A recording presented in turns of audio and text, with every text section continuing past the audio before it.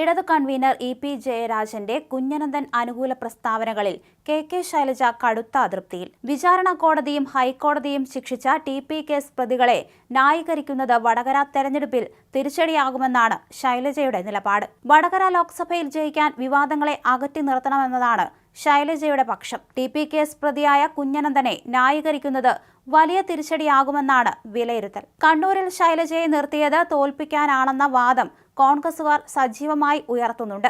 ഇതിനിടയിലാണ് പി.ടി കേസിലെ വിവാദങ്ങൾ ഇ.പി. പല രൂപത്തിൽ ചർച്ചയാക്കുന്നത്. ഇ.പിയുടെ നിയമസഭാ മണ്ഡലമായിരുന്നു മട്ടന്നൂർ. അവിടെ കഴിഞ്ഞ തവണ ശൈലജ മത്സരിച്ചു. റെക്കോർഡ് ഭൂരിപക്ഷത്തിൽ ജയിക്കുകയും ചെയ്തു. ഇത് ശൈലജയുടെ ജനകീയതയുടെ തെളിവായി പലരും വിലയിരുത്തി. ഈ ജനകീയത വോട്ടായി മാറുമെന്ന് പറഞ്ഞാണ് വടകരയിൽ ശൈലജയെ സ്ഥാനാർത്ഥിയാക്കിയതും. എന്നാൽ കുറ്റവാളികളെ ന്യായീകരിച്ചിട്ടുള്ള ഇ.പിയുടെ പ്രസ്താവനയും തലവേദനയായി ശൈലജ ക്യാമ്പ് കാണുന്നതും.